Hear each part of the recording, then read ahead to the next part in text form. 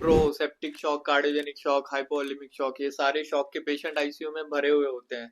Hey guys, I am doctor Kashif and I work in an ICU and let me tell you today ये सारे shocks हम कैसे handle करते हैं in ICU. अब शॉक क्या है? शॉक इज अ कंडीशन जिसमें हमारी बॉडी को एक इनफ अमाउंट ऑफ न्यूट्रिएंट्स और ऑक्सीजन नहीं मिल पाता टू फंक्शन प्रॉपर्ली, तो ऑब्वियसली इससे ऑर्गन फेलियर होगा और अल्टीमेटली डेथ होगी पेशेंट। अब चार टाइप के शॉक होते हैं। हाइपोवोलेमिक शॉक सिंपली वो होता है जब हमारे बॉडी का ब्लड वॉल्यूम कम हो जाता है, लाइक इन केसेस ऑफ हीमरेज या फिर डिहाइड्रेशन और इन केस ऑफ बर्न्स। ये सब केसेस में हाइपोवोलेमिक शॉक में जाता है पेशेंट। इसको सिंपली ऐसे समझो कि हमारे बॉडी में कम ब्लड होगा तो हार्ट को कम ब्लड रिटर्न होगा और हार्ट अल्टीमेटली कम ब्लड पंप करेगा, जिससे टिश्यू को अच्छे से ब्लड नहीं मिलेगा, टिश्यूज एंड ऑर्गन्स। अब कम ब्लड है बॉडी में तो हाइपोटेंशन होगा, टाइकार्डिया होगा, कोल्ड क्लैमिया एक्सट्रीमिटीज होंगे, यूरिन आउटपुट डिक्रीज होगा क्योंकि किडनी को एक इनफ अमाउंट ऑफ ब्लड नहीं मिलेगा टू फंक्शन प्रॉपर्ली। इसको सिंपली मैनेज करने के लिए ब्लड वॉल्यूम इंक्रीज कर दो विद आईवी फ्लूइड्स और विद ब्लड कंपोनेंट्स अगर हीमरेज है। सेकंड, कार्डियोजेनिक शॉक तब होता है जब हार्ट अच्छे से ब्लड पंप नहीं कर पाता, तो इससे टिश्यूज को ब्लड प्रॉपर्ली नहीं मिलेगा and they go into organ fail. तो हार्ट अच्छे से ब्लड पंप नहीं कर रहा है तो हाइपोटेंशन होगा, कोल्ड क्लैमिया एक्सट्रीमिटीज होंगे एंड वन इंपॉर्टेंट थिंग, इसमें नेक वेन डिस्टेंशन दिखेगा। तो ये कार्डियोजेनिक शॉक मोस्टली तुम्हें हार्ट अटैक या हार्ट फेलियर केसेस में देखने को मिलेगा। इसका ट्रीटमेंट सिंपल है, यूज आयनोट्रोप्स लाइक डोब्यूटामीन, जिससे पंपिंग कैपेसिटी बढ़ेगी पेशेंट की एंड स्ट्रोक वॉल्यूम बढ़ेगा, जिसकी वजह से हाइपोटेंशन क्लियर होगा।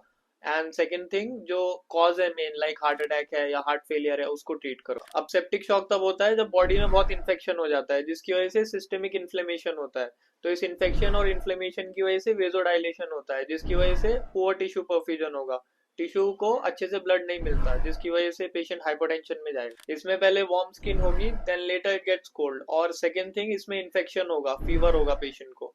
These are the two things along with the other symptoms of shock. इसको हम आईसीयू में सिंपली आईवी फ्लूइड्स और ब्रॉड स्पेक्ट्रम एंटीबायोटिक्स देके ट्रीट करते हैं and one more important thing, vasopressors देते हैं। और आईवी फ्लूइड्स और वेजोप्रेसर से टिश्यू परफ्यूजन अच्छे से होगा एंड एंटीबायोटिक से इन्फेक्शन क्लियर होगा। एंड सेप्टिक शॉक में सोर्स ऑफ इन्फेक्शन देखना ही बहुत इंपॉर्टेंट है, क्योंकि जब तक तुम सोर्स क्लियर नहीं करोगे तो इन्फेक्शन होता ही रहेगा पेशेंट। तो एक बार इन्फेक्शन क्लियर हो गया तो सेप्सिस सेटल हो जाता है, फिर तुम वेजोप्रेसर्स को टेपर कर सकते हो। Next is obstructive shock. इसमें लिटरली फिजिकल ऑब्स्ट्रक्शन होता है ब्लड फ्लो में, जैसे पल्मोनरी एम्बोलिज्म हो गया, कार्डियक टेम्पोनेट हो गया, टेंशन न्यूमोथोरैक्स हो गया। ये सारी कंडीशन में ऑब्स्ट्रक्टिव शॉक होता है। इन सारी कंडीशन में हार्ट का जो आउटपुट है वो ब्लॉक हो जाता है, जिसकी वजह से टिश्यू परफ्यूजन हैम्पर होता है। अब इसमें सिम्टम्स कंडीशन के अकॉर्डिंग दिखेंगे। अगर पल्मोनरी एम्बोलिज्म है तो टाइकार्डिया होगा, ब्रेथलेसनेस होगा, न्यूमोथोरैक्स है तो ब्रेथलेसनेस होगा, ऐसे कुछ। तो ट्रीटमेंट भी अकॉर्डिंग टू द कंडीशन रहता है, जैसे पल्मोनरी एम्बोलिज्म है तो एंटीकोएगुलेंट्स एंड थ्रोम्बोलाइसिस, और न्यूमोथोरैक्स है, टेंशन न्यूमोथोरैक्स, तो नीडल डिकम्प्रेशन। अब कुछ टिप्स भी सुन लो जो मैं पर्सनली आईसीयू में यूज करता हूँ। अगर तुम्हें नेक में नेक वेन डिस्टेंशन दिख रहा है तो it can be obstructive shock और कार्डियोजेनिक शॉक।